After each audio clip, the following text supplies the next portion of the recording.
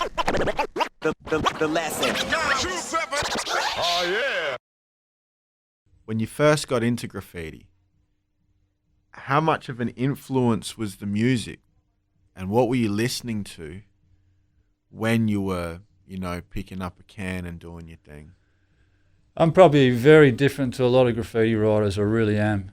I can remember early music and that in '85 and that. We had the Triple M radio show on McGill Road. This is not Triple M as we know it today. It's just a real, dodgy radio station. I remember going there a couple of times and that, I think some dudes racked some records or something or other. But yeah, earlier on, like '85 and that, and I don't even know who ran it and that. There was a show called the Hip Hop Rock Show from memory. And access to music was not easy in Adelaide. Just before Central Station and all that sort of stuff. So guys were taping this off the radio. And so I remember at school and that, there were guys playing me music on cassettes and stuff, It was UTFO, Bite It, and Roxanne, and just a few early sort of things like that. Later on, a bit of Man Parish or something or other. I'm not a really big hip-hop sort of person in that. I've got a few records that I like in that. But I think with me, it's I don't listen to hip-hop now. I only listen to sort of older stuff every now and again when I'm in the mood. I pull the record player out and stuff like that. I like EPMD, Tough Crew, Just Ice, Schoolie D. I like the real shit, man. But this is, they got fond memories for me.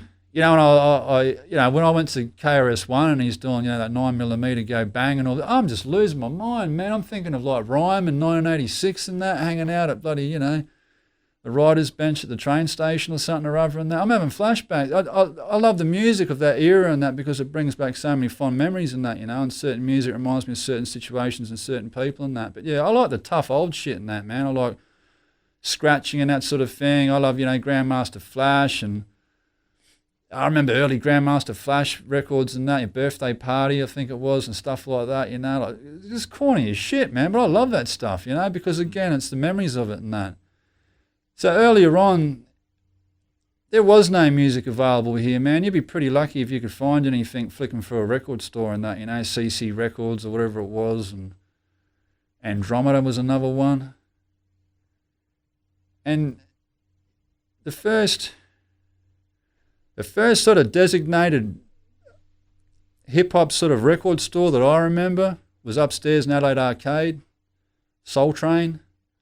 Is not to be confused with the one that ended up being downstairs in Gaze Arcade later on, I think it was. It might have been, I think it was Soul Man or something or other. They had some good music as well, those guys. That was more 87 and that sort of thing onwards, I believe. But yeah, Soul Train, I remember going upstairs there in Adelaide Arcade in 85, and they had the smallest selection of records. I'm talking, I don't know, I could be even exaggerating a bit here by saying 30 albums.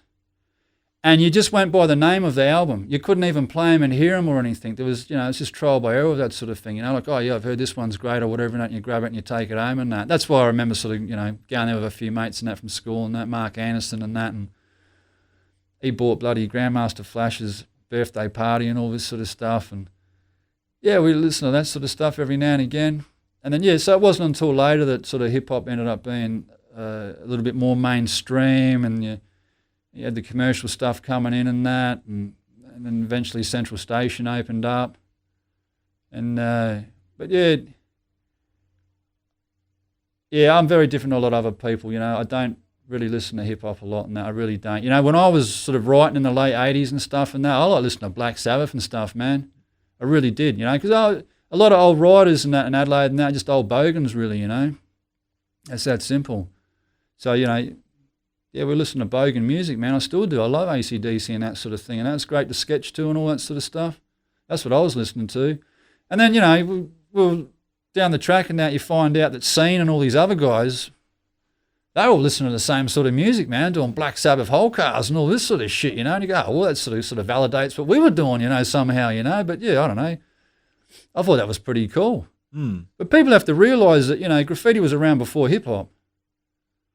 And a lot of people think that somehow that, graffiti, hip-hop, and breaking just all popped up on the same day or something or other, and that's not true, man. Graffiti was around probably before any of them, and they just happened to be three sort of separate sort of things that were going on at the time and that in New York, and maybe even originally in Philly. And they just sort of got amalgamated and sort of exported to Australia and that by people like Henry Chalfont, for typical American reasons. Money, they're hustlers, man. Here's a show we can take on the road and all this sort of thing. So we get a distorted sort of, view and history of it and that by the time it arrives in Australia in, 84, 85 or whatever, and sometimes early in some situations. Very distorted. You look at Star Wars and that, he's talking about hip-hop, it goes hand in hand with graph and all this sort of stuff. By the time breaking hits here in Adelaide and that, breaking graffiti seem to go hand in hand. Well, we didn't know any different. It wasn't until years later you sort of, you dissect it all a bit more and you go, hang on a minute. There were guys writing in the late 60s and that, man, and I think hip-hop started a bit after all that. So, yeah. The lesson. Oh, yeah.